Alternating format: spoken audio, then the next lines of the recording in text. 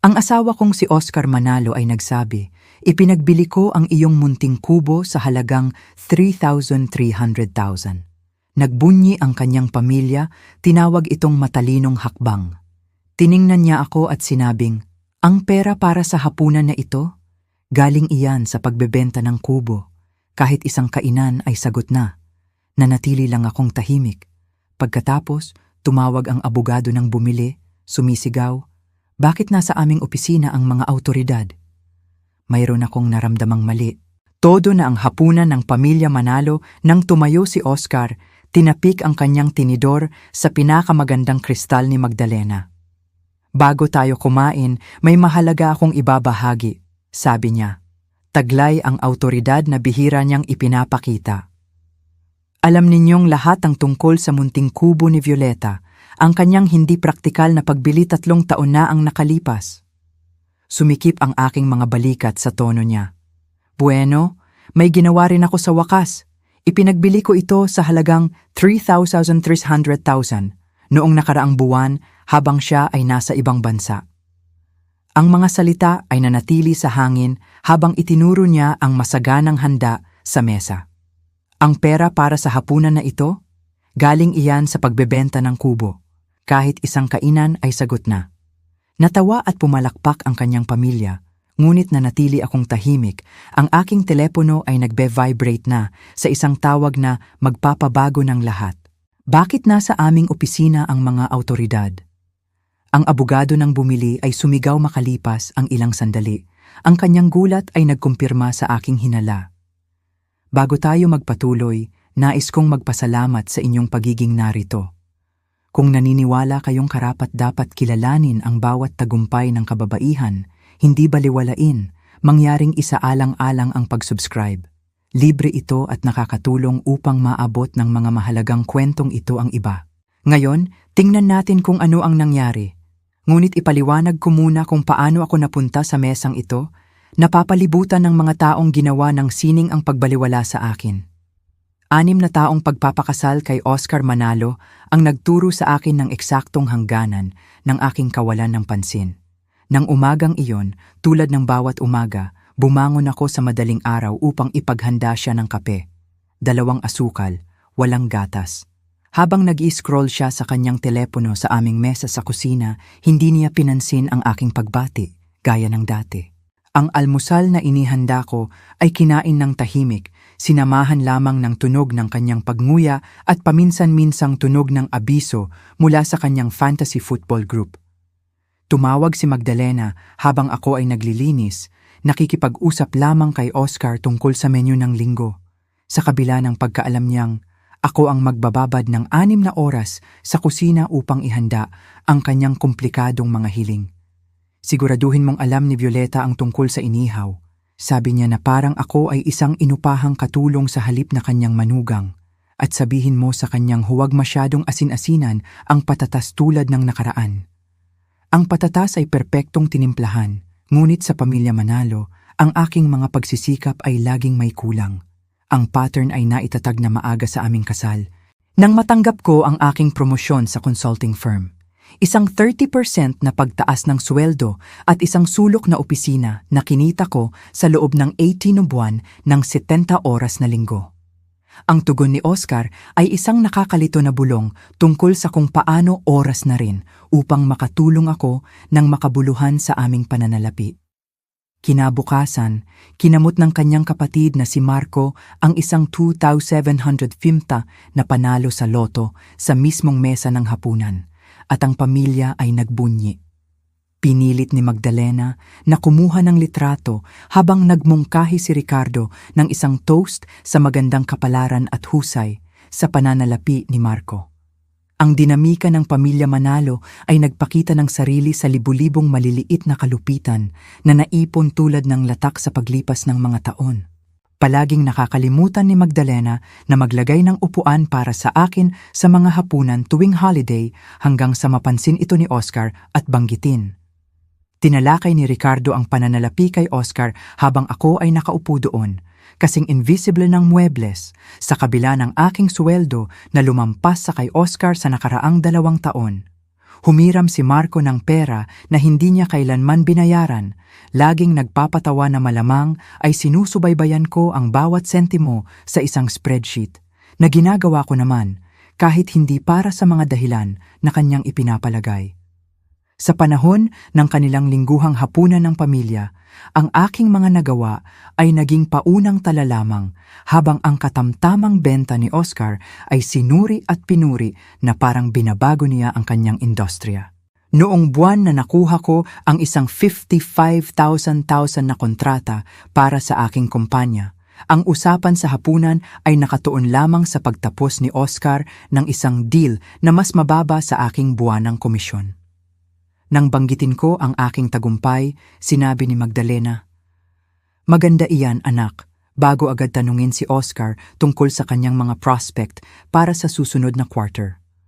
Ang mga pattern na ito ang nagtulak sa akin upang likhain ang aking sariling maliit na paghihimagsik. 3 taon na ang nakalipas, nagbukas ako ng savings account na walang alam si Oscar. Bawat freelance project na tinanggap ko, bawat tanghalian na nilaktawan ko, bawat kape na hindi ko binili ay napunta sa account na iyon. Pinanood ko ang dahan-dahang paglaki ng balanse. Bawat deposito ay isang maliit na gawa ng paglaban sa kanilang pagpapalagay na ang lahat ng kinikita ko ay pagmamay-ari ni Oscar. Ang kubo ay ang aking unang malaking pagbili mula sa account na iyon. 2 ektarya ng kagubatan ng pino, 40 milya mula sa aming buhay sa syudad, na may umuugong na terasa na tinatanaw ang isang maliit na lawa. Nang matuklasan ito ni Oscar sa pamamagitan ng credit report na kanyang hiniling para sa isang aplikasyon ng pautang sa kotse, ang kanyang galit ay pumuno sa aming bahay sa loob ng ilang linggo. Dumating sina Magdalena at Ricardo sa loob ng ilang oras matapos ang kanyang tawag. Handa akong lecturean tungkol sa kasal na tungkol sa transparency at tiwala. "Anong klasing asawa ang nagtatago ng mga sekreto?" tanong ni Magdalena habang pinagdududahan ni Ricardo ang aking kalusugan sa pag-iisip. Ngunit ang kubo ay naging aking santuwaryo. Bawat Biyernes ng hapon, nagmamaneho ako pahilaga kasama ang aking kape at mga notebook, nagtatapos ng mga weekend sa tahimik na kapayapaan. Tumanggi si Oscar na bumisita, tinawag itong kubo ng aking krisis sa gitnang gulang. Ang kanyang pamilya ay lumikha ng isang salaysay kung saan ang aking kubo ay kumakatawan sa lahat ng mali sa aming kasal. Ang aking pagiging makasarili, ang aking kawalan ng pagiging praktikal, ang aking pagkabigo na maging isang tamang asawa. 4 na buwan na ang nakakaraan, nanalo ang aking kumpanya ng isang malaking kontrata sa isang defense contractor. Ang assignment ay nangangailangan ng isang taong may mataas na antas ng security clearance upang i-coordinate ang mga opisina sa buong Asia. Pinili ako ng selection committee laban sa 12 iba pang kandidato, kinikilala ang aking husay sa international compliance. Ang unang tugon ni Oscar ay hindi pagmamalaki kundi pagdududa. Bakit nila papadalhan ang isang babae mag-isa sa ibang bansa? Tanong niya. Habang iminungkahi ni Magdalena na pinababayaan ko ang aking mga tungkulin bilang asawa. Bago umalis, maingat kong inayos ang lahat.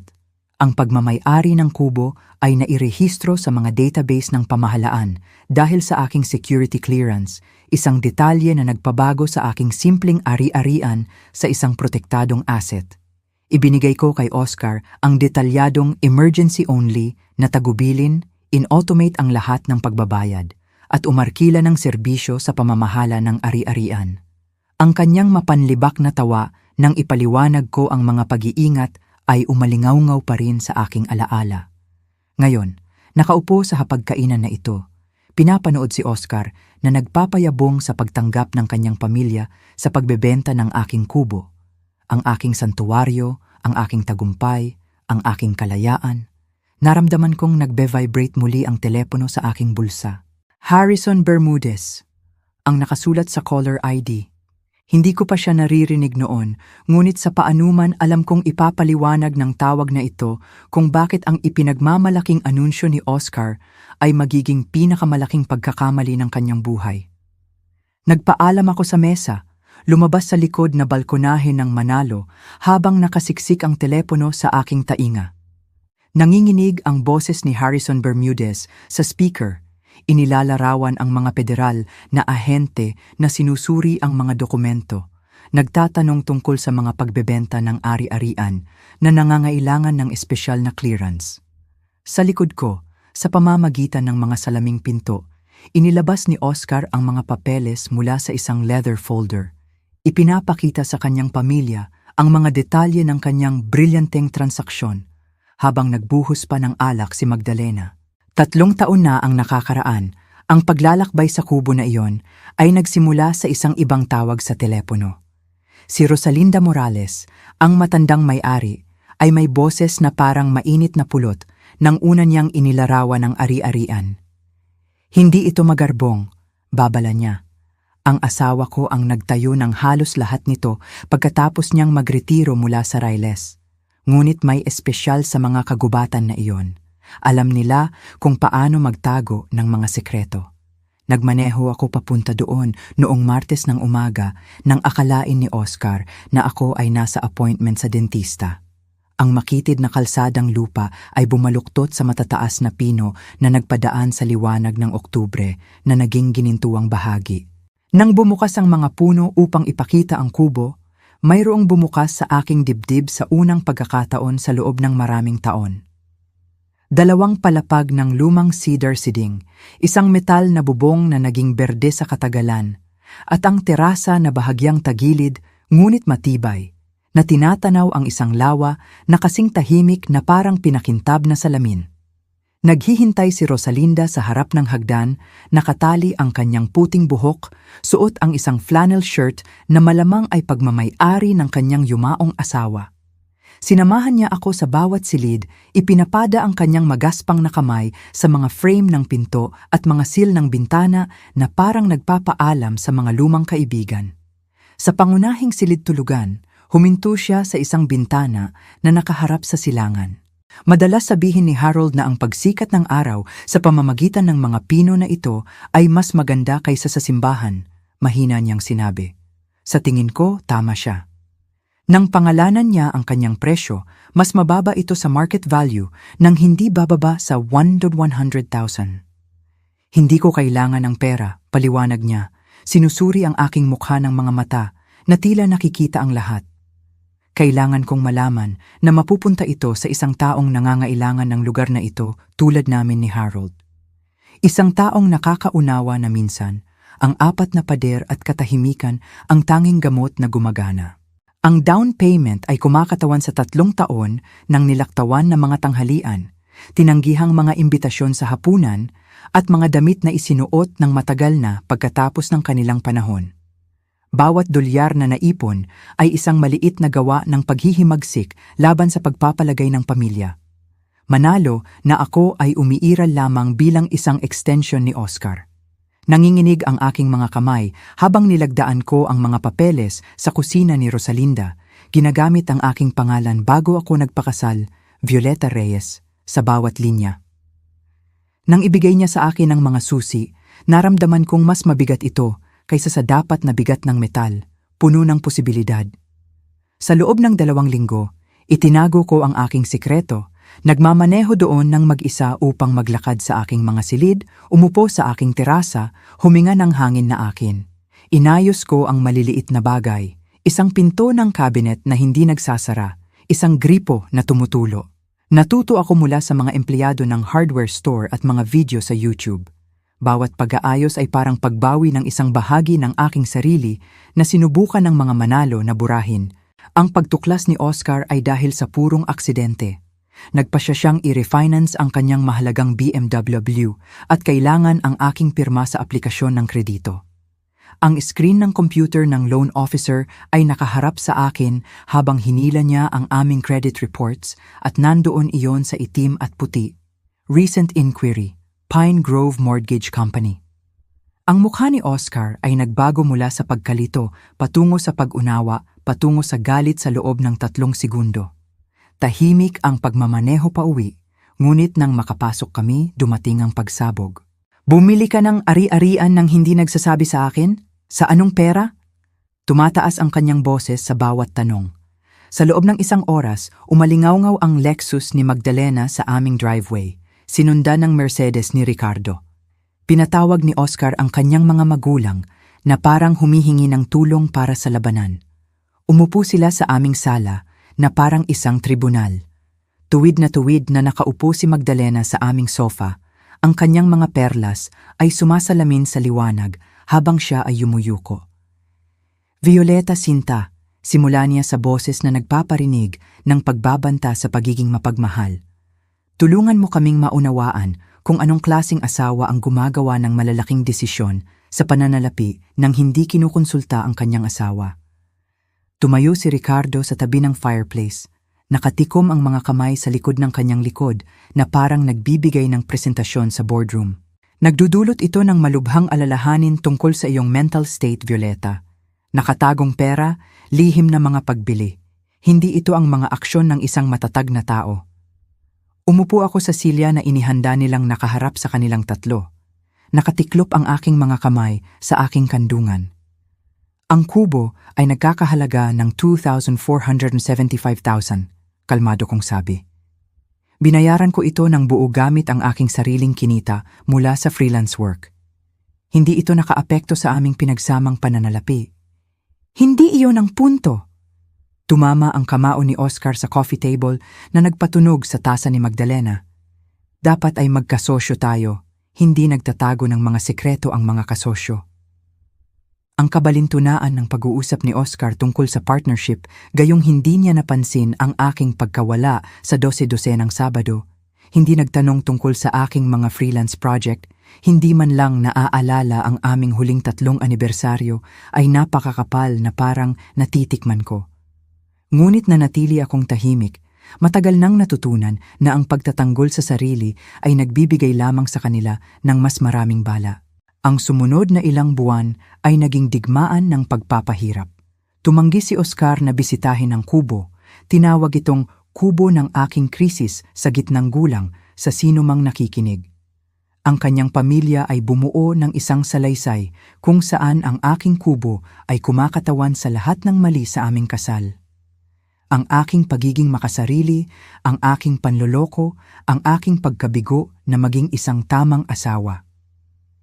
Ikinuwento nila ang kwento sa bawat pagtitipon ng pamilya, sa bawat kaibigan, hanggang sa ito ay naging tinatanggap na katotohanan na si Kawawang Oscar ay kasal sa isang babaeng hindi matatag na nagtatago ng pera at bumibili ng ari-arian ng patago. Ngunit bawat Biyernes ng hapon, nag-iimpake ako ng maliit na bag at nagmamaneho pahilaga. Ang mga weekend na iyon ay naging aking kaligtasan. Natuto akong palitan ang mga sirang tabla, tukuyin ang mga tawag ng ibon, magtanim ng kamatis sa mga lalagyan sa terasa. Nagsusulat ako sa mga journal, pinupuno ang mga pahina ng mga kaisipan na hindi ko kayang sabihin ng malakas. Natutunan ng kubo ang aking mga sekreto, kung paano ko kinatatakutan ang mga hapunan tuwing linggo. Kung paano minsan ay nauupo ako sa aking kotse sa driveway sa loob ng 2 minuto. Nagtitipon ng lakas upang pumasok sa sarili kong bahay. Kung paano ko sinimulang markahan ang mga araw sa isang pribadong kalendaryo, hindi upang bilangin patungo sa isang bagay, kundi upang patunayan na nabubuhay ako. Pinataas ni Magdalena ang kanyang kampanya sa tinawag niyang family meeting, ngunit sa totoo ay isang interbensyon.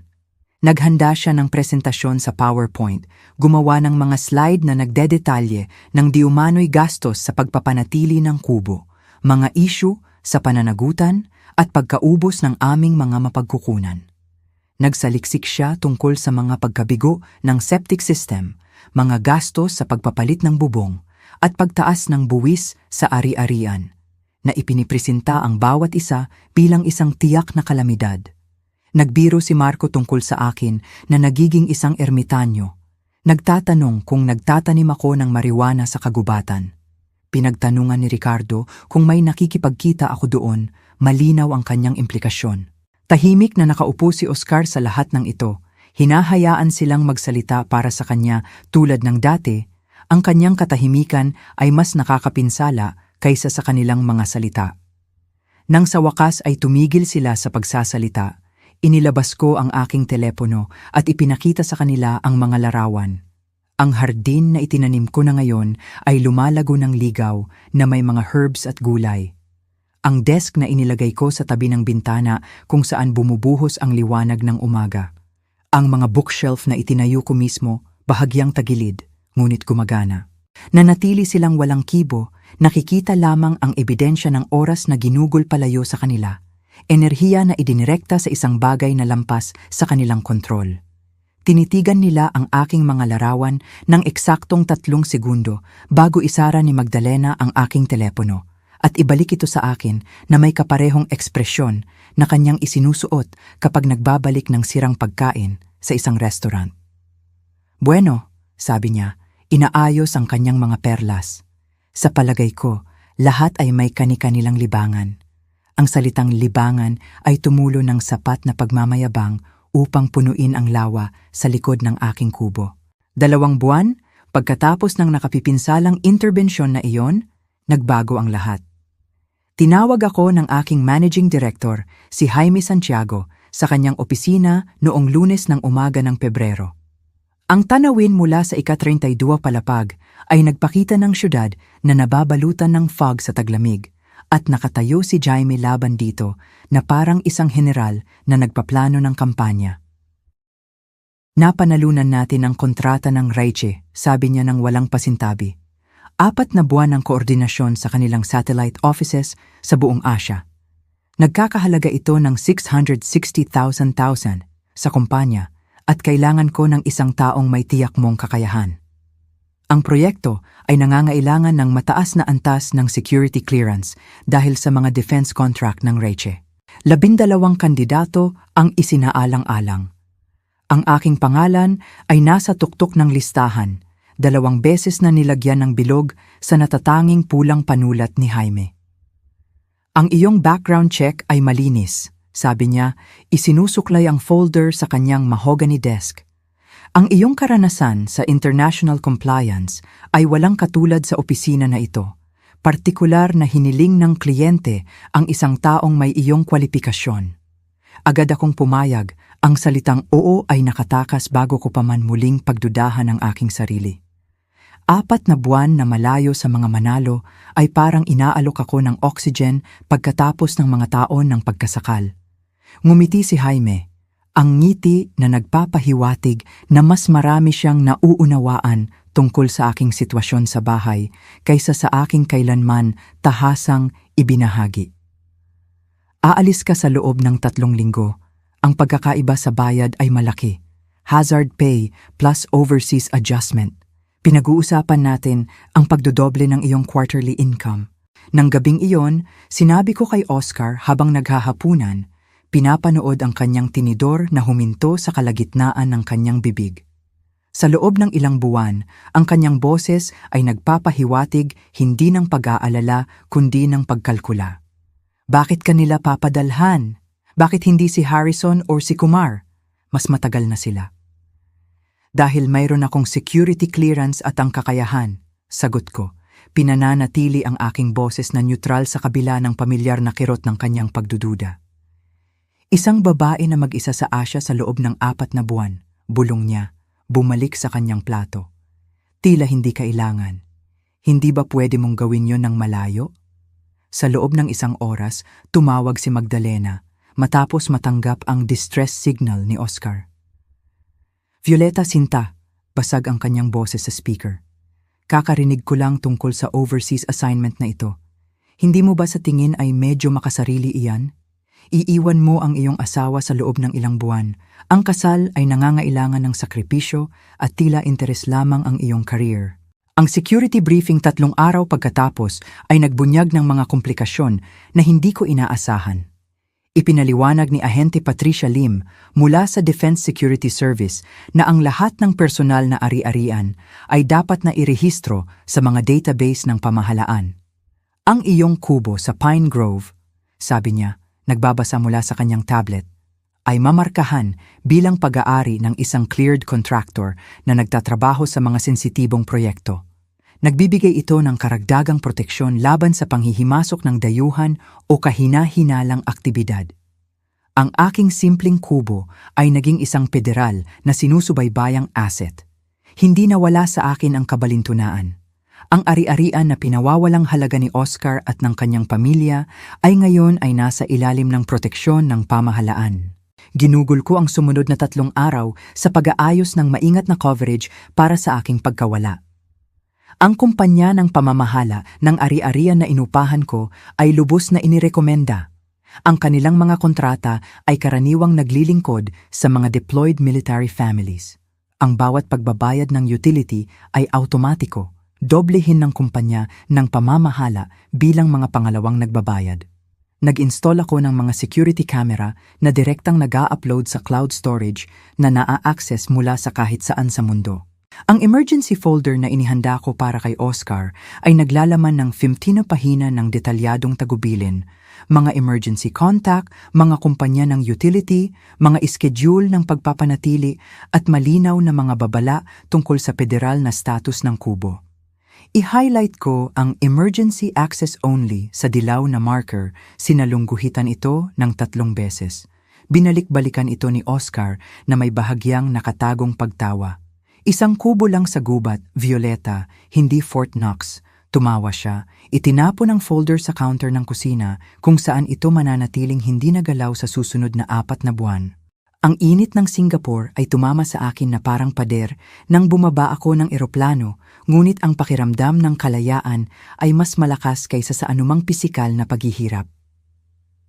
Ang aking hotel room ay tinatanaw ang Marina Bay. Ang mga ilaw ng syudad ay sumasalamin sa tubig na parang nagkalat na diamante. Nang unang gabing iyon, tumayo ako sa balkonahe at naramdaman kong bumaba ang aking mga balikat mula sa kanilang permanenteng posisyon malapit sa aking tainga.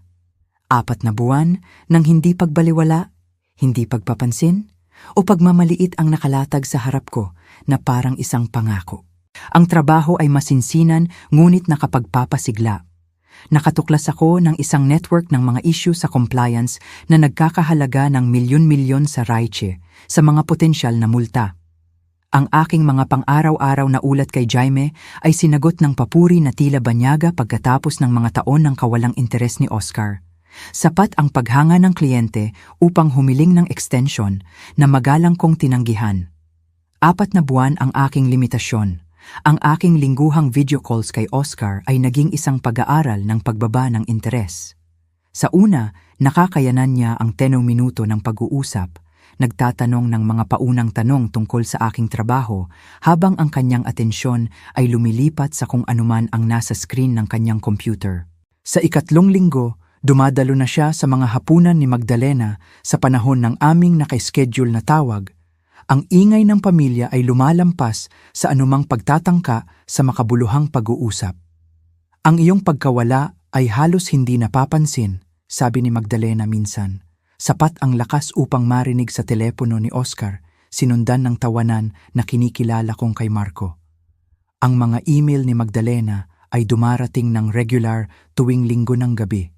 Ipinapasa niya ang mga artikulo tungkol sa mga career women na nawalan ng kanilang pamilya o mga historical account ng mga asawa na nagpabaya sa kanilang tungkulin para sa personal na ambisyon. Bawat mensahe ay nilagdaan ng "Concerned for your marriage, Magdalena," na parang ang kanyang pag-aalala ay kailanman lumampas sa kontrol. Ang family group chat na aking naging bahagi sa loob ng 6 na taon ay biglang nagpakita ng isang error message isang umaga. "You are no longer a participant in this conversation." Walang paliwanag, walang babala. Inangkin ni Oscar na ito ay isang technical na glitch ng tanungin ko, ngunit ang kanyang social media ay nagsabi ng ibang kwento. Ang mga larawan mula sa mga hapunan ng pamilya ay nagpakita sa kanya na nasa gitna nina Magdalena at Ricardo, ang kasintahan ni Marco na si Sara ay sumasakop sa dati kong upuan. Ang mga caption ay parang obituaryo para sa aking presensya. "Great evening with the whole family" at "Complete at last." Ang mga security camera ng aking kubo ay naging aking koneksyon sa isang tunay na bagay. Bawat umaga ay tinitingnan ko ang mga feed habang umiinom ng kape. Pinapanood ang mga usa na gumagala sa bakuran o ang ulan na nagiging pattern sa ibabaw ng lawa. Ang lingguhang ulat mula sa kumpanya ng pamamahala ay maikli. All systems normal, no issues to report.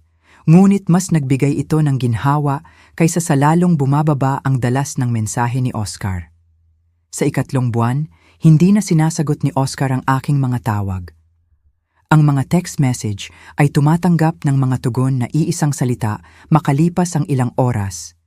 Busy, fine, later. Ang kanyang social media, gayunpaman, ay nagpakita ng kapansin-pansin na availability para sa hapunan kasama ang mga kasamahan, inuman kasama si Marco, mga konsyerto kasama ang mga taong hindi ko kilala. Lumitaw si Sarah, ang kasintahan ni Marco, sa mas maraming larawan, laging tumatawa sa sinabi ni Oscar. Ang kanyang kamay ay paminsan-minsang nasa balikat ni Oscar sa paraang hindi casual. Ang perpektong manicured na kamay ni Sarah ay nakapatong sa balikat ni Oscar sa huling larawan na kanyang naipost. Ang kanyang ngiti ay masyadong maliwanag. Ang kanyang kalapitan ay masyadong pamilyar. Ang timestamp ay nagpakita ng nakaraang Martes nang sinabi niyang nagtatrabaho siya ng gabi para sa quarterly reports.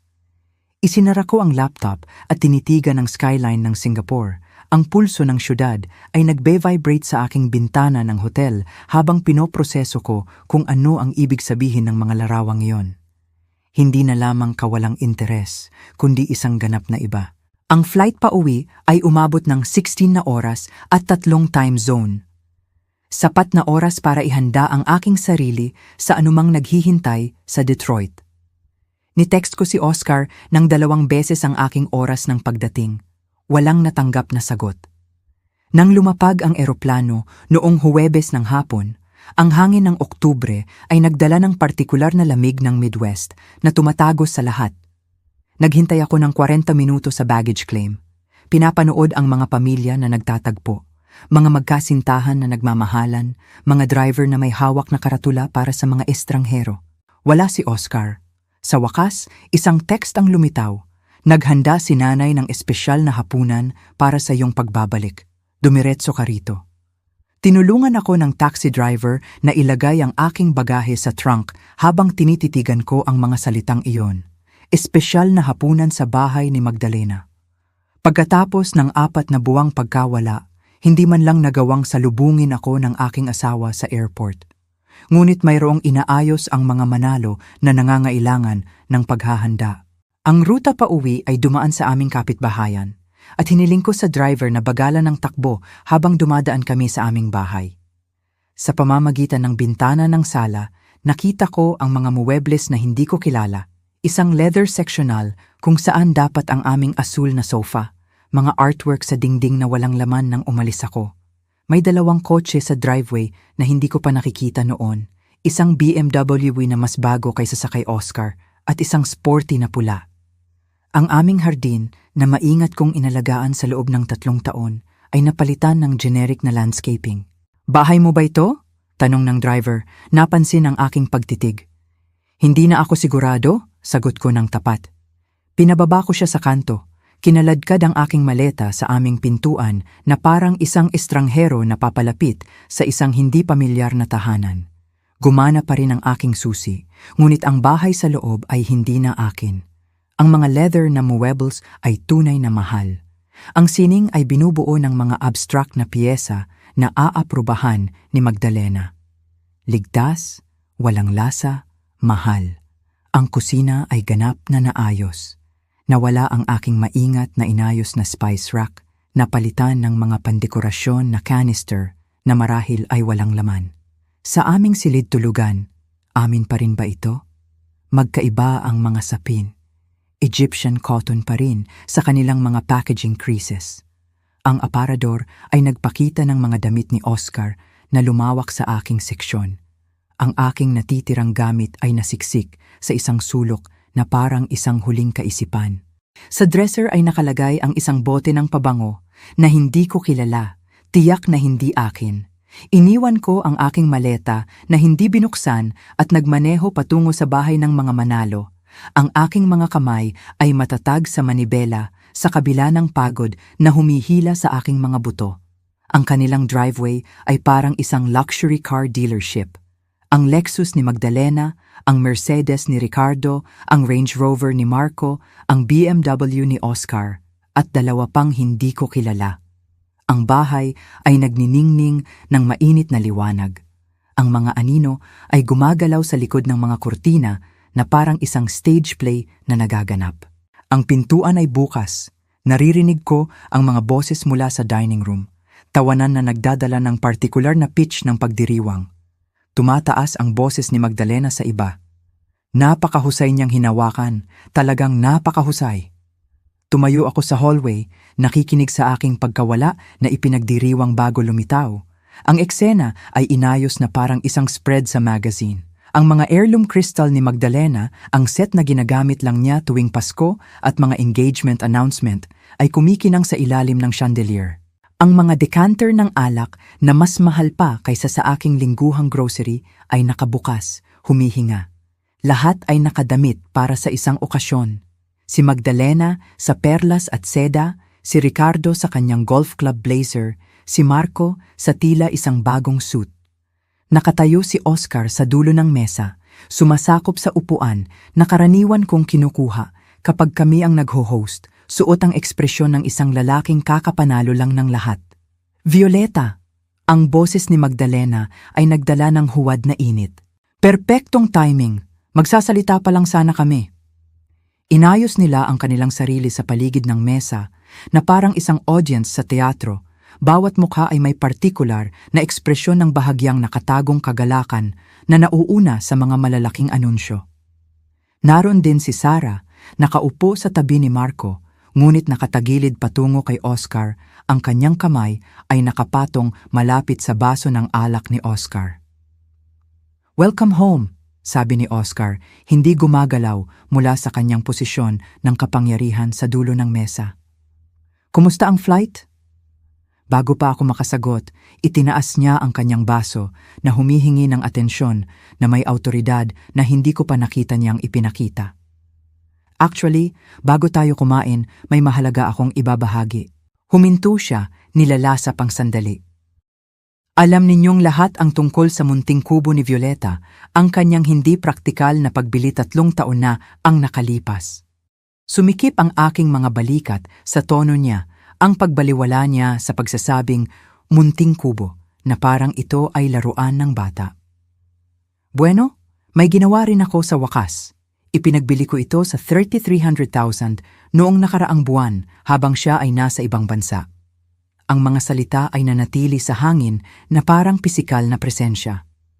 Nagbunyi ang silid. Ang golf club ni Ricardo, ang tuwang-tuwa na singhal ni Magdalena, ang sipol ng pagpapahalaga ni Marco. Pumalakpak din si Sarah, ang kanyang mga mata ay hindi umaalis sa mukha ni Oscar. Itinuro ni Oscar ang masaganang handa sa mesa, mga putahe na kinikilala kong galing sa mamahaling French restaurant sa downtown. Ang pera para sa hapunan na ito, galing iyan sa pagbebenta ng kubo. Kahit isang kainan ay sagot na. Natawa ang kanyang pamilya sa biro na ito, ang kasyual na revelasyon na ninakaw niya ang aking santuwaryo at ginamit ang pera para sa kanilang kasiyahan.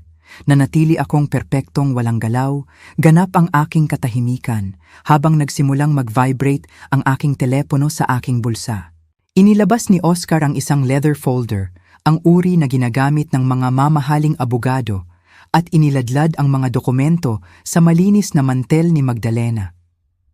Ang pinakamagandang bahagi ay kung paano ko hinawakan ang lahat ng mag-isa. Pagmamalaki niya, idinadaan ang kanyang daliri sa mga pahina. Nagsaliksik ako ng mga komparable, pinamahalaan ang 3 magkalabang bid, nakatipid ng libo-libo sa agent fees. Brilyante, bulong ni Ricardo, yumuko upang suriin ang mga papeles. Talagang brilyanting instinct sa negosyo. Paano mo hinawakan ang issue sa pirma? Tanong ni Marco, ang kanyang tanong ay may dalang tunay na kuryosidad sa halip na pag-aalala. Lumawak ang ngiti ni Oscar. "Nagsanay ako ng 3 araw.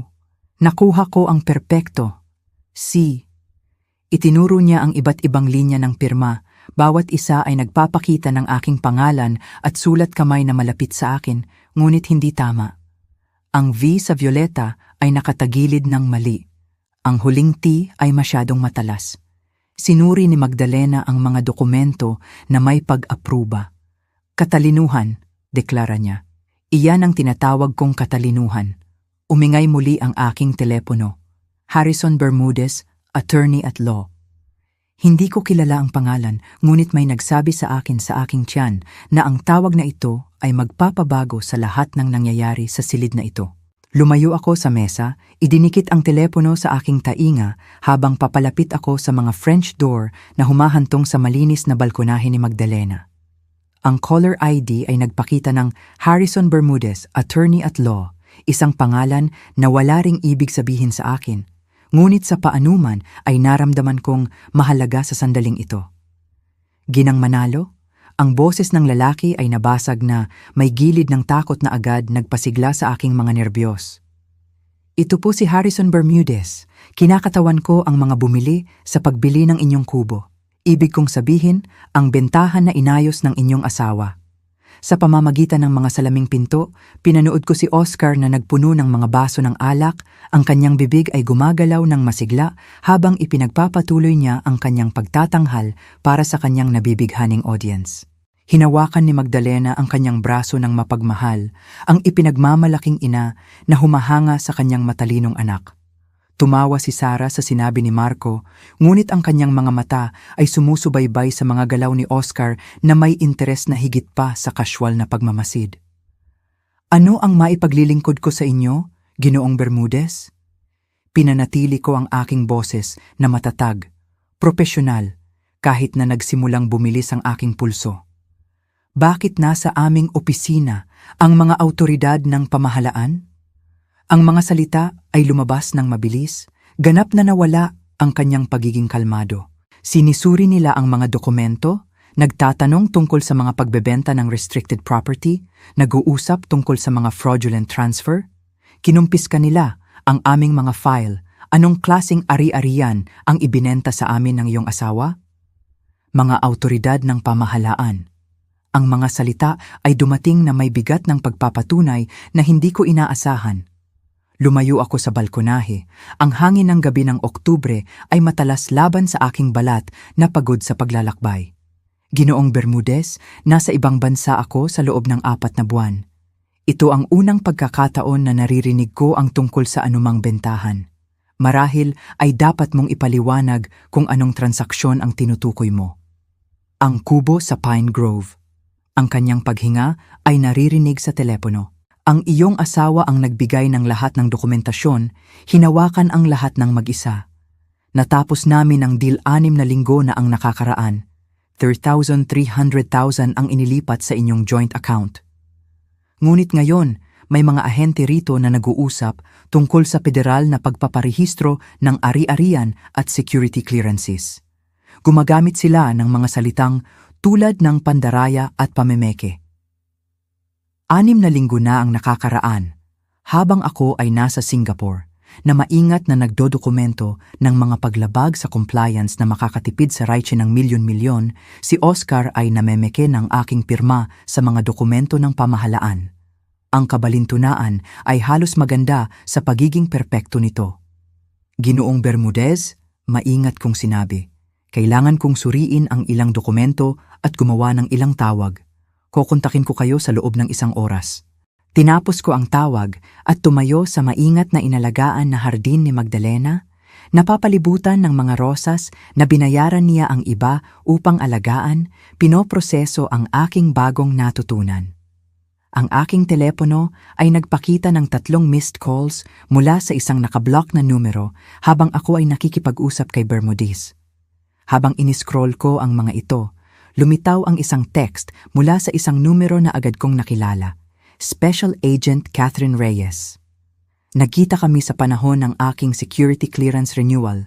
6 na buwan na ang nakakaraan.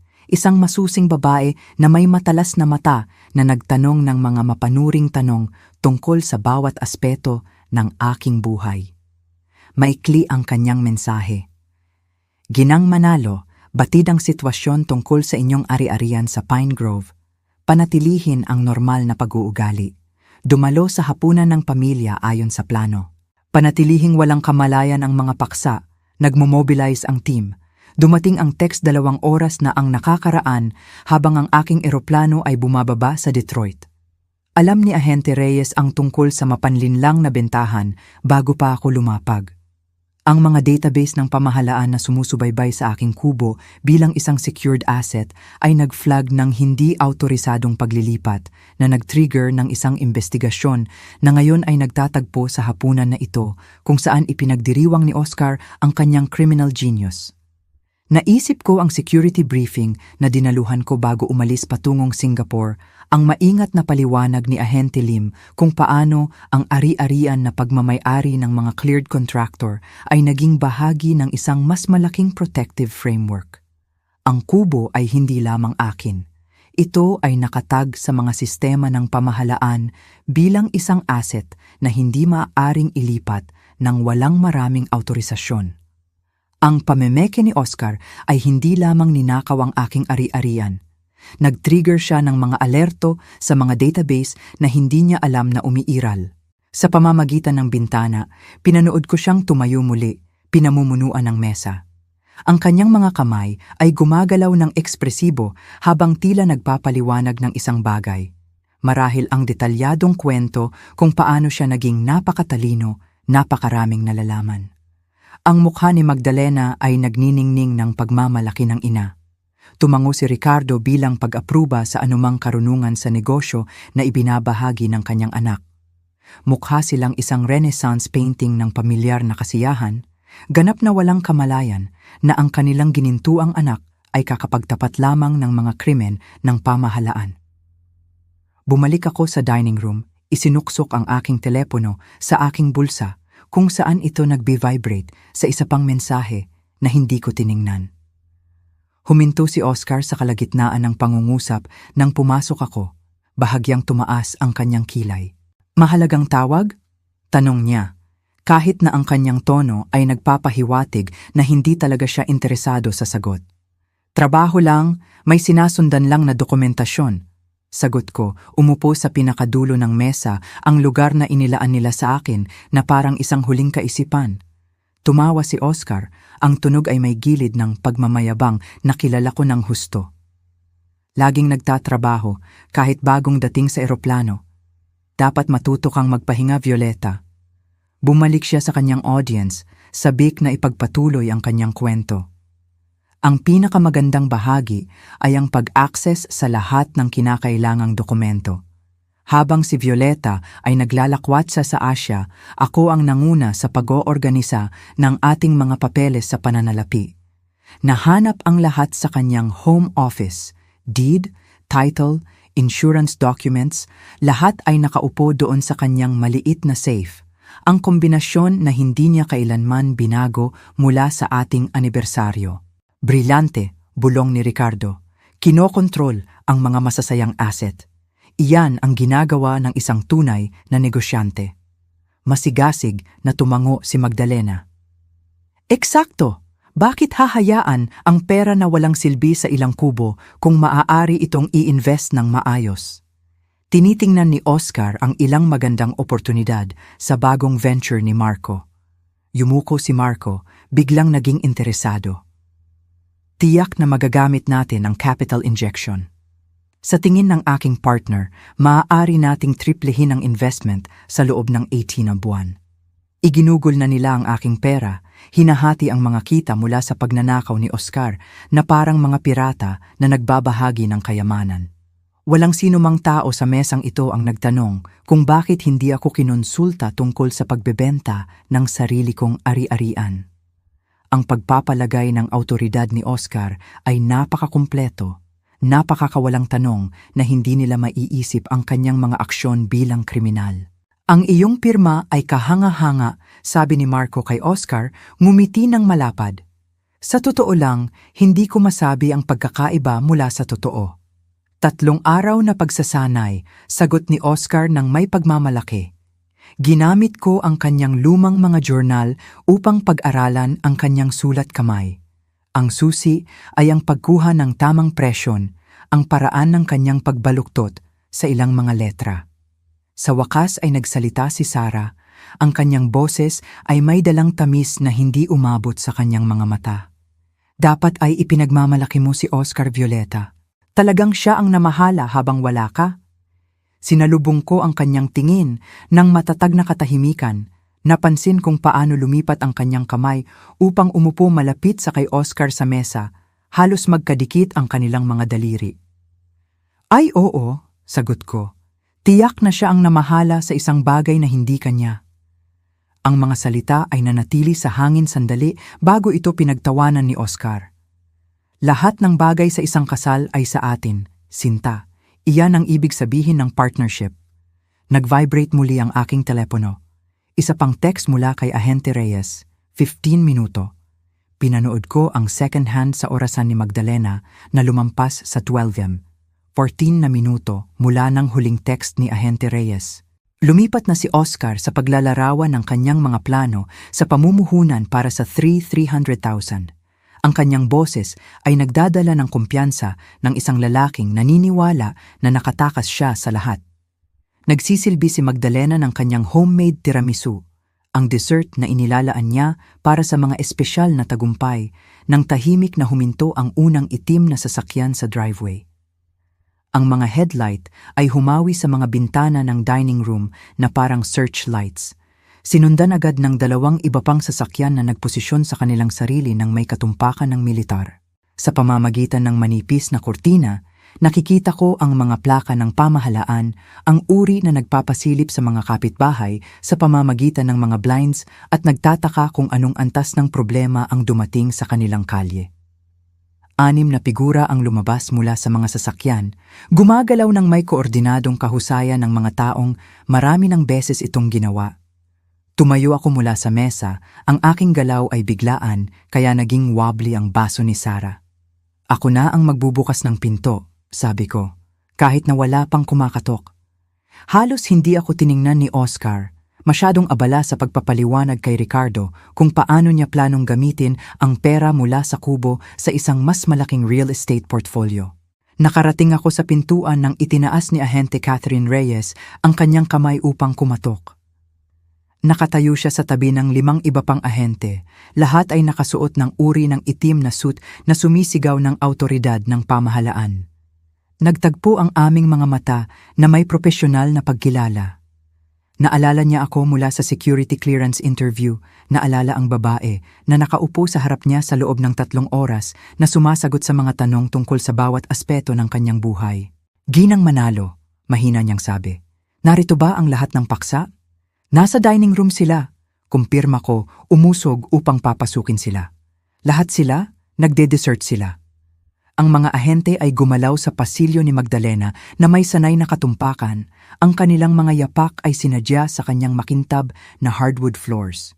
Bawat yapak ay tunog ng countdown.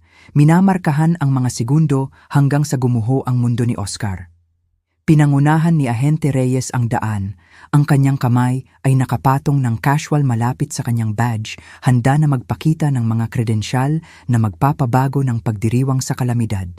Tumahimik ang dining room nang pumasok ang 6 na ahente ng pamahalaan. Kumalat upang harangan ang lahat ng labasan na may mga galaw na napakakinis na tila koreografiya. Ang tinidor ni Oscar ay nakabitin sa kalagitnaan ng kanyang bibig. Ang tiramisu ay nadulas sa mantel ni Magdalena. Mabilis na nawala ang kulay sa mukha ni Ricardo, kaya naisip kong baka himatayin siya. Sumandal si Marco sa kanyang upuan na parang maaari siyang mawala sa wallpaper habang ang mga mata ni Sarah ay nagpapalit-palit sa pagitan ng mga ahente at ng pinto. Kinakalkula ang mga distansya na hindi niya kailanman matatawid. Oscar Manalo, anunsyo ni Ahente Reyes, ang kanyang boses ay nagdadala ng bigat ng awtoridad ng pamahalaan na nagpaliit sa lahat ng bagay sa silid. Itinaas niya ang kanyang badge. Ang gintong kalasag ay sumasalamin sa liwanag mula sa chandelier ni Magdalena. Ikaw ay inaresto sa salang wire fraud, forgery at conspiracy to commit interstate commerce violations. Ang mga salita ay dumating na parang pisikal na suntok. Nadulas ang baso ng alak ni Oscar mula sa kanyang kamay, nabasag sa sahig sa isang kaskada ng kristal, at alak na kumalat sa Persian rug ni Magdalena na parang dugo. Baliw ito. Tumayo siya, ang kanyang silya ay kumiskis sa sahig. Isa lang itong property deal, isang simpleng real estate transaction. Lumapit si Ahente Reyes sa kanya nang may di minadaling kumpiyansa. Ang pagbebenta ng federal na rehistradong ari-arian gamit ang mga huwad na dokumento ay hindi isang simpleng transaksyon, Ginoong Manalo. Ito ay isang krimen ng pamahalaan. Ang posas ay lumitaw sa kanyang mga kamay ng sanay na kasanayan. Ang metal ay kumakalabog sa mga pulso ni Oscar nang may katapusan na nagpatili kay Magdalena. "Nagkamali kayo!" Nabasag ang boses ni Magdalena. Ang kanyang mga kamay ay lumipad sa kanyang mga perlas na parang makakaprotekta sa kanya mula sa katotohanan ito. Ito ay isang misunderstanding. Resourceful lang si Oscar. Kailangan nating tawagan ang aming abogado. Tumayo si Ricardo, sinusubukang tipunin ang autoridad na kanyang inuutusan sa mga boardroom, ngunit nanginginig ang kanyang boses habang nagsasalita. "Hindi lang kayo basta pwedeng pumasok sa aming bahay at..." "Ginoo, pakiupo," tagubilin ng isa pang ahente. Ang kanyang tono ay nagpapalinaw na hindi ito isang pakiusap. Sumandal si Ricardo sa kanyang upuan, biglang mukhang 72 na taong gulang na. Sinimula ng mga ahente ang kanilang sistematikong dokumentasyon ng eksena. Isang kumuha ng litrato ng mga huwad na dokumento na nakakalat pa rin sa mesa. Ang pagtatapat ni Oscar ay naging ebidensya. Isa pa ang kumuha ng mga larawan ng mga bote ng champagne, ang masaganang hapunan, ang pagdiriwang na pinunduhan ng ninakaw na pera. Isang ikatlong ahente ang kinuha ang mga telepono ng pamilya, hindi pinansin ang mga protesta ni Sarah tungkol sa privacy at ang mga claim ni Marco na hindi siya kasama. Bumaling sa akin si Oscar, ang kanyang mukha ay nagpapalit-palit ng emosyon, pagkalito, galit, desperasyon, bago humantong sa isang bagay na parang pagtataksil. "Violeta, sabihin mo sa kanila na ito ay isang misunderstanding. Ikaw ang aking asawa. Ipaliwanag mo na may karapatan akong ibenta ang ari-arian na iyon. Sabihin mo sa kanila." Sinalubong ko ang kanyang tingin nang may parehong matatag na katahimikan na aking napagpabuti sa loob ng 6 na taon ng pagbaliwala, pag-ignore at pagmamaliit. Ang katahimikan na dati ay aking bilangguan ay ngayon ay naging aking kapangyarihan. Wala akong sinabi, hinayaan ang aking kawalan ng salita na magpahayag ng mga taon ng naipon na pinsala na humantong sa sandaling ito. Hindi maaaring magpatotoo ang mga asawa laban sa mga asawa. Desperado niyang sinabi, kumakapit sa mga legal na probisyon na hindi niya nauunawaan. "Hindi mo ito magagawa sa akin. Tinutulungan ko ang ating pananalapi. Matalino ako." Huminto si Ahente Reyes sa kanyang proseso ng pagkakabit ng posas sa likod ng mga kamay ni Oscar. "Sa totoo lang, Ginoong Manalo, ang mga asawa ay tiyak na maaaring magpatotoo sa mga kaso ng pamahalaan na kinasasangkutan ng mga krimen laban sa isa't isa. Ngunit higit sa lahat, hindi namin kailangan ang patotoo ng inyong asawa. Ang ebidensya na ibinigay ninyo ngayong gabi, ang inyong detalyadong pagtatapat sa inyong pamilya, ang mga huwad na dokumento na inyong ipinakita, ang mapanlinlang na bentahan ng federal na rehistradong ari-arian, ay higit pa sa sapat." Tiningnan niya ako noon. Ang kanyang ekspresyon ay propesyonal na neutral, ngunit may isang bagay sa kanyang mga mata na maaaring pag-unawa. "Ginang Manalo, kailangan naming hilingin sa inyo na pumunta sa gusali ng pamahalaan bukas upang magbigay ng pahayag. Ang aming Financial Crimes Unit ay nakatuklas ng karagdagang irregularidad na lampas sa bentahan ng kubo." Naririnig ang singhal ni Magdalena. Karagdagang irregularidad? Bumaling si Ahente Reyes sa mga magulang ni Oscar. "Ginoo at Ginang Manalo, kailangan din kayong dalawa na pumasok para sa pagtatanong. Lumilitaw ang inyong mga pangalan sa ilang kahina-hinalang paglilipat na konektado sa kasong ito." Huminto siya, hinayaan ang mga implikasyon na lumubog. Tila ang bentahan ng kubo ay simula pa lamang. Ang aming forensic accountants ay nakahanap ng ebidensya ng sistematikong pagnanakaw mula sa joint accounts, nakatagong pamumuhunan, at tila isang pattern ng pandaraya sa pananalapi na nagsimula pa ilang taon na ang nakakaraan. Ang pamilya na gumugol ng 6 na taon sa pagdiriwang ng bawat maliit na tagumpay ni Oscar habang pinawawalang halaga ang lahat ng aking nagawa ay ngayon ay nakaupo ng nagyayelo. Pinapanood ang kanilang ginintuang anak na nilalayo na nakaposas. Ang kanilang dinastiya ng paghuhusga at casual na kalupitan ay bumagsak sa real-time, ibinagsak ng sariling kayabangan ni Oscar at ng kanilang masigasig na pakikilahok sa pagdiriwang ng kanyang mga krimen. Nakatayo si Marco na nagyayelo sa dingding ng dining room.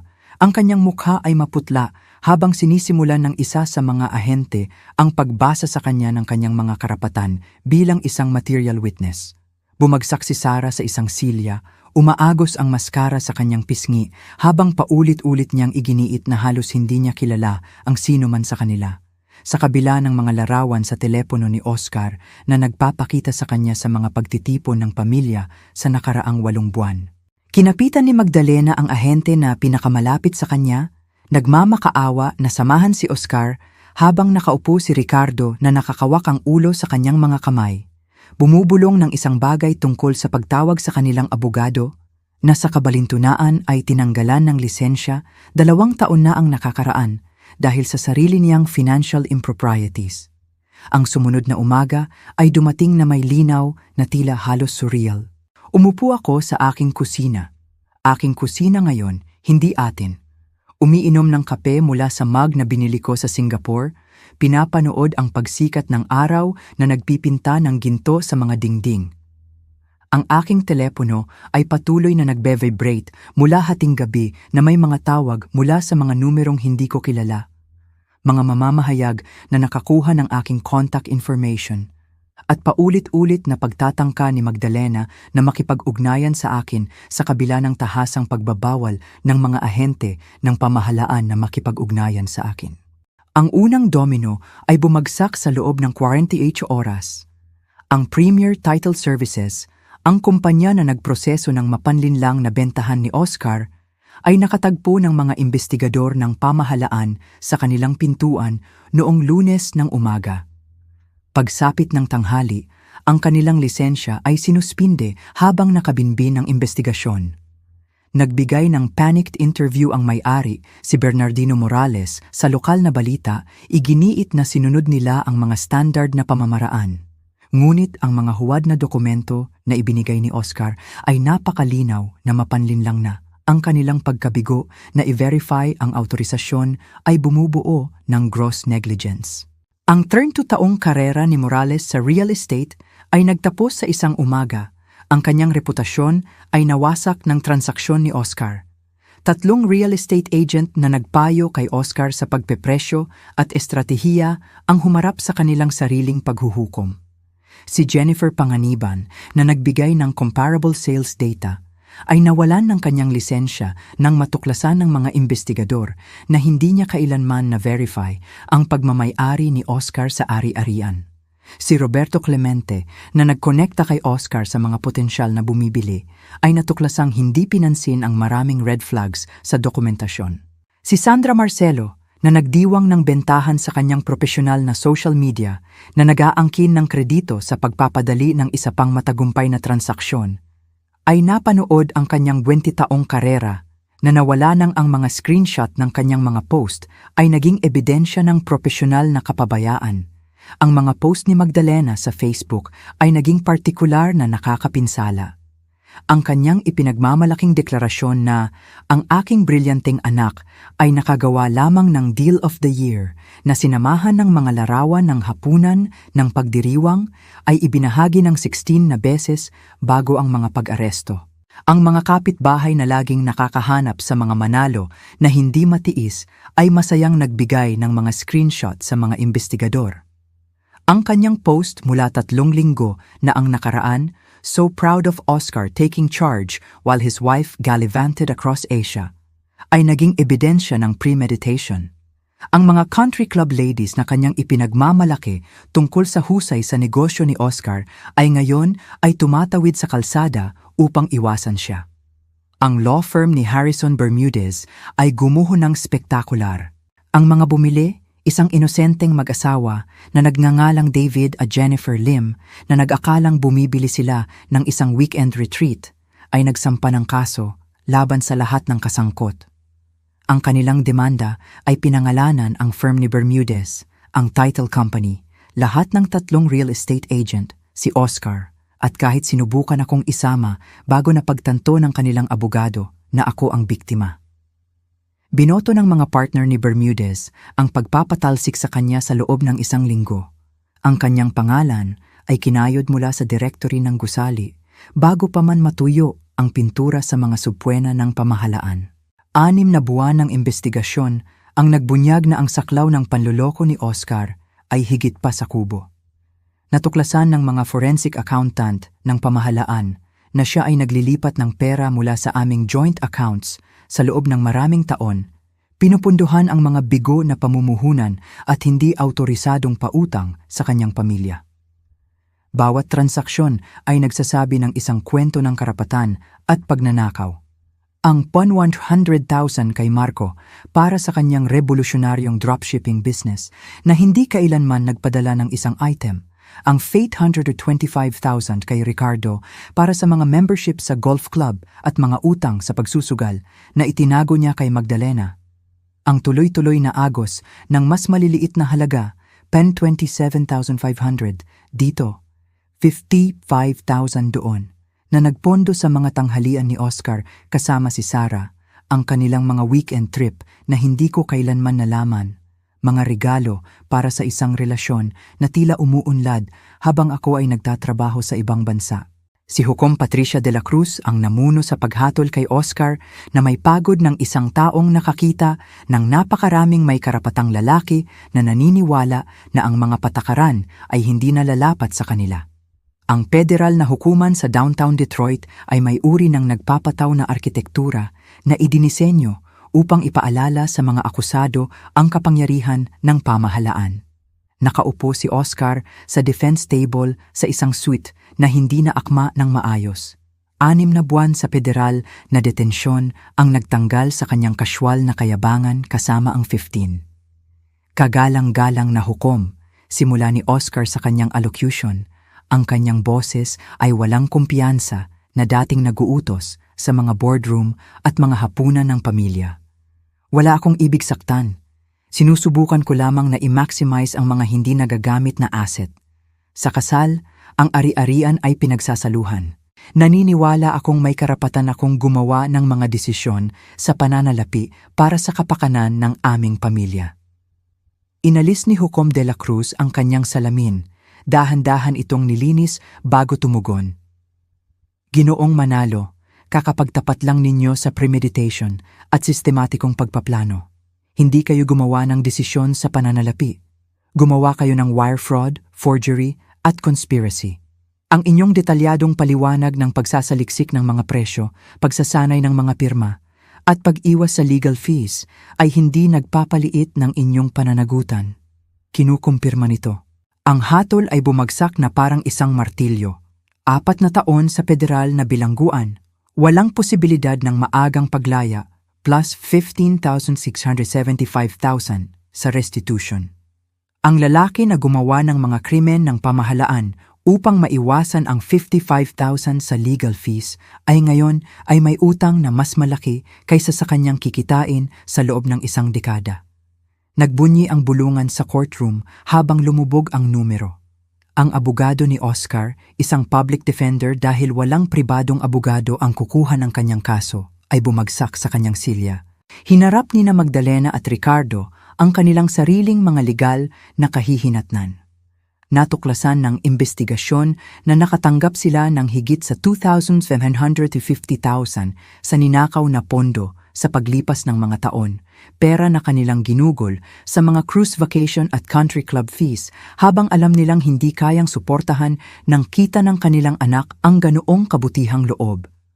Humaharap sila sa isang ibang hukom 2 linggo pagkatapos iginiit ng kanilang abogado na sila ay mga inosenteng magulang lamang na nagtiwala sa kanilang anak.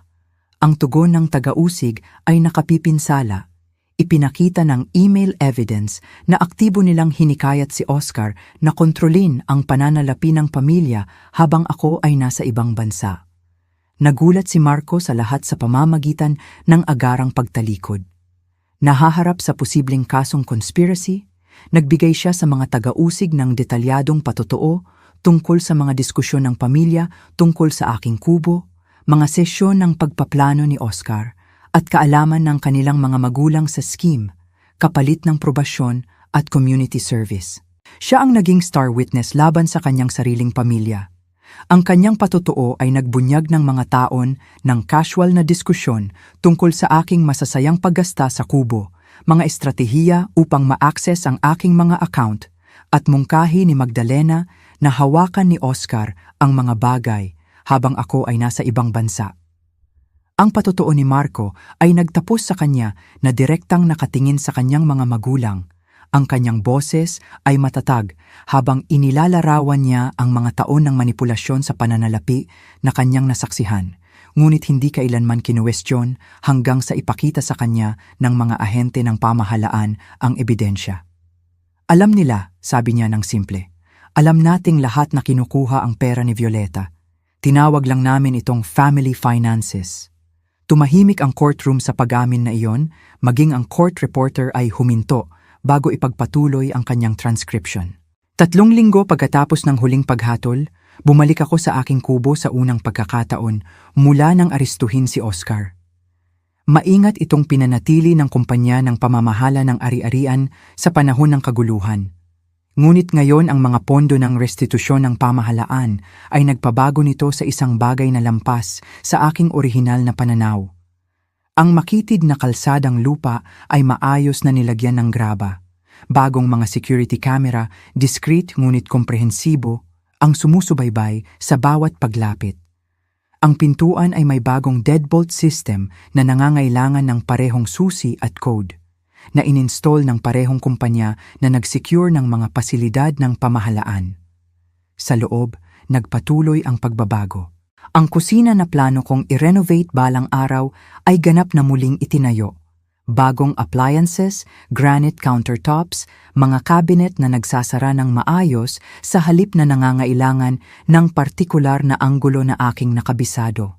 Ang mga bintana sa buong bahay ay napalitan ng triple pane glass na nagpabago sa Pine Grove sa labas sa isang buhay na painting, bawat karayom ay matalas laban sa kalangitan. Ang umuugong na terasa ay pinatibay at pinalawak, ngayon ay nakabalot sa 2 panig ng kubo na may built-in na mga bangko na nakaharap sa lawa. Dumating si Ahente Catherine Reyes noong Martes ng umaga gamit ang kanyang personal na sasakyan sa halip na ang government sedan. May dala siyang 2 tasa ng kape mula sa tindahan sa bayan, naaalala ang aking preference para sa oat milk nang hindi ko man lang binanggit. Umupo kami sa bagong terasa. Ang hangin ng Oktubre ay sariwa, ngunit hindi malamig. Pinapanood ang ulap na umaakyat mula sa lawa. Lumawak ang investigasyon, sabi niya. Ang kanyang propesyonal na tono ay lumambot ng isang bagay na maaaring paghanga. Ang kaso ninyo ang nagbukas ng isang mas malaking bagay. Nagpapatakbo si Oscar ng mga katulad na scheme sa 3 iba pang pamilya. Tina-target ang mga kababaihan na ang mga asset ay maaari niyang ma-access sa pamamagitan ng kanyang posisyon sa bangko. Ipinaliwanag niya kung paano ang federal na proteksyon ng aking kubo ang naging tripwire na naglantad sa lahat. Kung wala ang klasifikasyon na iyon, maaaring nagpatuloy si Oscar ng walang katapusan, nagnanakaw mula sa mga kababaihan na nagtitiwala sa kanilang pananalapi sa mga institusyon kung saan siya ay may impluensya. Nakarecover ang FBI ng halos checkered 27,500 dawyand sa ninakaw na pondo, bagaman marami na ang nag-astos sa pamumuhay ng pamilya Manalo. Ang mga proseso ng diborsyo ay naganap ng buo sa pamamagitan ng mga abogado. Ang batas ng Michigan ay walang awa sa mga asawang nakakulong na gumawa ng mga krimen sa pananalapi laban sa kanilang mga partner. Ang hukom, isang matandang babae na nagngangalang Hukom Carolina Ramirez, ay sinuri ang ebidensya ng may nakikitang pagkadiri. Ginang Reyes, sabi niya, ginagamit ang aking pangalan bago ako nagpakasal. na legal kong muling kinuha. Iginagawad sa inyo ng korte ang lahat ng marital assets ng walang pagbubukod. Lahat ay napunta sa akin. Ang bahay sa syudad na may mamahaling muebles na hindi ko naman gusto. Ang joint savings na hindi nagawang nakawin ni Oscar. Ang mga investment account na mahina niyang itinago. Maging ang heirloom crystal ni Magdalena na partikular niyang itinalaga para kay Oscar sa kanyang testamento. Ang kristal ay partikular na kasiya siya. 12 place settings ng Waterford na nasa kanilang pamilya sa loob ng maraming henerasyon, ngayon ay nakalagay sa mga kahon sa aking basement, naghihintay na i-donate sa charity. Ang mga liham ni Oscar ay nagsimulang dumating 6 na linggo sa kanyang sentensya. Ang una ay galit. Inaakusahan ako ng pag-oorganisa ng lahat, ng pagkaalam tungkol sa federal na proteksyon at pagse-set up sa kanya. Ang pangalawa ay dumating 1 buwan pagkatapos, lumipat sa pagkaawa sa sarili, nagrereklamo tungkol sa kanyang mga sitwasyon at ang kawalan ng katarungan ng kanyang sitwasyon. Sa ikatlong liham, lumitaw ang mga pahiwatig ng pag-unawa. Hindi pagsisisi eksakto, ngunit pagkilala na ang kanyang matalinong plano ay hindi matalino. Nalaman ko ang tungkol sa federal na klasifikasyon ng ari-arian. Isinulat niya sa kanyang huling liham. Ipinaliwanag nila ito sa legal education class dito. Dapat ay nagtanong ako. Dapat ay tinanong kita. Hindi siya kailanman humingi ng tawad. Hindi kailanman kinilala ang mga tao ng pagnanakaw bago ang kubo. Hindi kailanman binanggit ang sakit ng pagiging invisible sa aking sariling kasal. Huminto lamang siya sa pagsusulat, marahil sa wakas ay nauunawaan na ang kanyang mga salita tulad ng kanyang presensya ay hindi na welcome sa aking buhay. Ang lokal na pahayagan ay naglathala ng kwento sa loob ng maraming linggo. Suburban Scandal. Ang kubo ng asawa ang naglantad ng mga taon ng financial fraud ay naging pinakamababasa na artikulo sa digital history ng pahayagan. Patuloy na tumatawag ang mga reporter, nag-aalok ng bayad para sa eksklusibong mga panayam, nangangakong ikwento ang aking panig ng kwento. Tinanggihan ko silang lahat. Ang mga natuklasan ng investigasyon ng pamahalaan ay public record, mga pahina ng dokumentasyon na mas makabuluhang nagpapahayag kaysa sa anumang panayam. Ang mga katotohanan mismo ay sapat na pagpapatunay. Si Oscar sa federal na bilangguan, ang kanyang mga magulang ay nabangkarote dahil sa mga bayad ng restitusyon, ang kanilang reputasyon ay nawasak ng kanilang sariling kasakiman. Ganap na nagbago ang saloobin ng aking mga kapitbahay. Kung dati ay nakikita nila si Oscar na may tahimik na asawa na bihira magsalita sa mga block party, ngayon ay nakita nila ang isang taong nagtiis ng mga taon ng pang-aabuso sa pananalapi habang itinatayo ang kanyang sariling tagumpay. Nagdala ng mga casserole si Janet mula sa kabilang bahay sa panahon ng proseso ng diborsyo. Nag-alok si Mike mula sa kabilang kalye na panatilihin ang aking damuhan ng walang bayad. Dumami ang mga imbitasyon sa kape at book club, bagaman magalang kong tinanggihan ang karamihan, mas pinipili ang kalungkutan na aking kinita. Ang consulting work ay yumabong sa mga paraan na hindi ko inaasahan. Ang aking karanasan sa international compliance na sinamahan ng kasikatan ng aking kaso ay naging dahilan upang ako ay lubos na hinahanap. Ang mga kumpanya ay nangailangan ng isang taong nakakaunawa sa parehong teknikal na komplikasyon at sa human element ng financial crime. Ang aking mga rate ay nag-triple, pagkatapos ay nag-quadruple. Nagtatrabaho mula sa binagong ikalawang silid-tulugan ng kubo, tinatanaw ang lawa sa pamamagitan ng mga malinaw na bintana. Kumita ako sa loob ng 6 na buwan ng mas malaki kaysa sa ninakaw ni Oscar sa loob ng 6 na taon. Si Rosalinda Morales, ang matandang babae na nagbenta sa akin ng kubo, ay nagpadala ng card sa anibersaryo ng bentahan. Alam kong kailangan mo ang lugar na ito, isinulat niya sa maingat na cursive. Masisiyahan si Harold na malaman na ito ang nagbigay sa iyo ng kanlungan nang higit mo itong kailangan. Sa unang anibersaryo ng hapunan na iyon, ang kakilakilabot, ngunit kahanga-hangang hapunan kung saan inihayag ni Oscar ang kanyang krimen sa kanyang nagdiriwang na pamilya. Umupo ako sa aking pinatibay na terasa habang lumulubog ang araw sa pamamagitan ng mga pino. Ang alak ay hindi espesyal, isang bote lamang mula sa lokal na grocery store, pinili dahil gusto ko ang label. Walang sino man ang huhusga sa pagpipiliang ito. Walang sino man ang magkokomento sa presyo o vintage nito. Ang katahimikan sa paligid ko ay ganap, binasag lamang ng mga natural na tunog.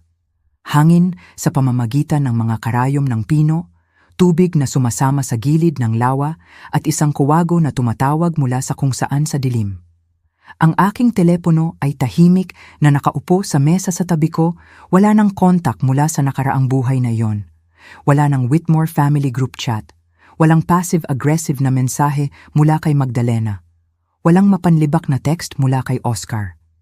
Ang kawalan ng kanilang mga boses ay nagbunyag kung gaano kalaki ang espasyo na kanilang sinasakop, kung paano ang kanilang patuloy na paghuhusga ang humubog sa aking mga araw. Ang kwentong ito ng federal na hustisya na inihatid ng malamig ay nagpanatili sa iyo sa gilid ng iyong upuan. I-like na ang buton na ito ngayon. Ang paborito kong bahagi ay nang nanatiling tahimik si Violeta sa mesa habang dumating ang FBI, alam na alam kung ano ang susunod na mangyayari. Ano ang paborito mong sandali? I-drop ito sa comments sa ibaba. Huwag palampasin ang mas nakakapanabik na mga kwento na tulad nito. Mag-subscribe at i-hit ang notification bell upang hindi ka makaligtaan ng anumang upload.